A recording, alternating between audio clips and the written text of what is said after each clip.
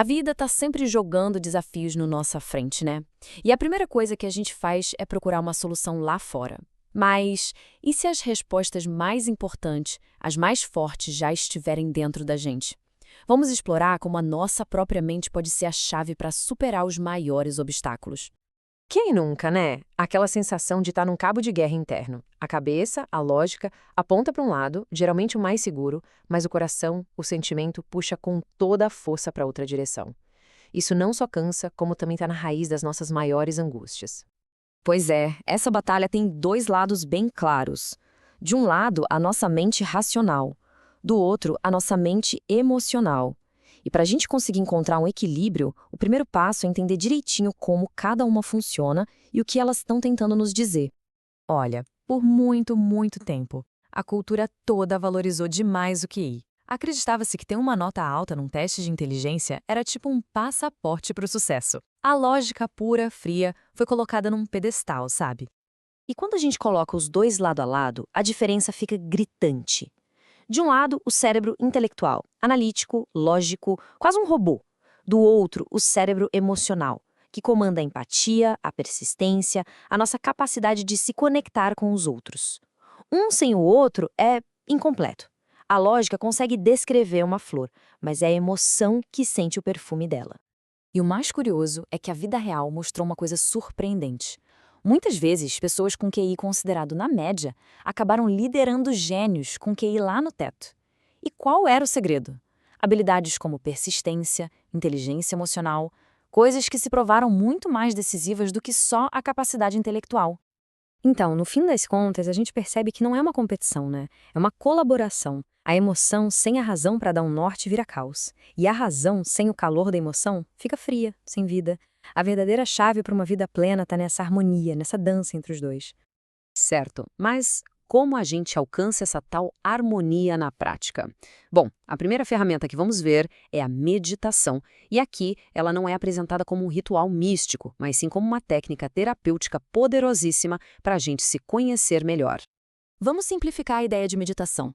Pensa nela como um método para fazer uma viagem para dentro.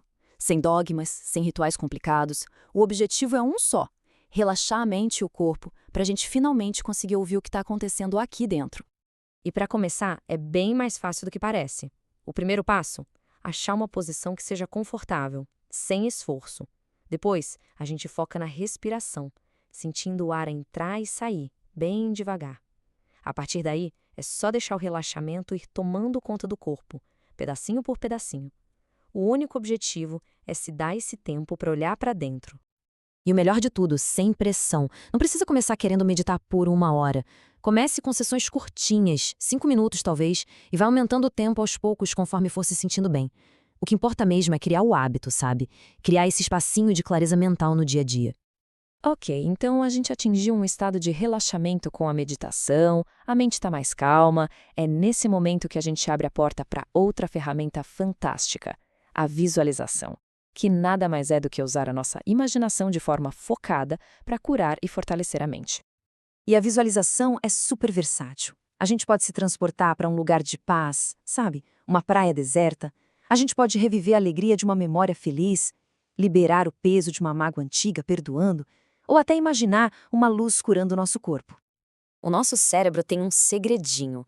Ele não sabe diferenciar muito bem o que é real do que é imaginado com muita força e detalhes. Então, quando a gente visualiza uma cena dessas, o corpo reage como se estivesse lá de verdade. A calma da praia, o cheiro do bosque, tudo isso vira uma experiência real, só pelo poder da imaginação. Essa é a jornada terapêutica da visualização. Primeiro, a gente constrói um refúgio de paz na mente. Depois, a gente se fortalece revivendo momentos de alegria. Com essa força, a gente consegue olhar para uma mágoa e liberar o passado através do perdão. E, por fim, direciona toda essa energia boa para a cura do corpo. Agora, tanto a meditação quanto a visualização só funcionam por causa de um princípio fundamental, que é o motor de toda mudança interna, o incrível poder do pensamento direcionado. Essa metáfora é perfeita, né? A nossa mente muitas vezes parece um cavalo selvagem, cheia de força, de energia, mas que corre para todo lado sem direção. Práticas como a meditação e a visualização são como as rédeas, que nos permitem domar essa energia e apontá-la para o lugar que a gente realmente quer ir. A ideia central de tudo é esta: o pensamento não é algo passivo, que só acontece na cabeça. Ele é uma força criativa, uma energia. Aquilo que a gente planta na nossa mente repetidamente, seja bom ou ruim, uma hora acaba brotando e se tornando parte da nossa realidade. Portanto, a conclusão é bem direta. A mudança do lado de fora começa do lado de dentro. Quando a gente muda conscientemente os nossos padrões de pensamento e coloca esforço nisso, a gente começa a moldar os acontecimentos da vida. Não é mágica, é foco, é direcionamento de energia. E no fim, fica essa reflexão. Se a nossa mente tem esse poder todo de construir realidades, a pergunta não é se estamos construindo alguma coisa, mas sim o quê. Cada um de nós tem a chance de escolher as sementes que vai plantar nesse jardim interior. E a escolha, bom, esse é sempre o primeiro passo.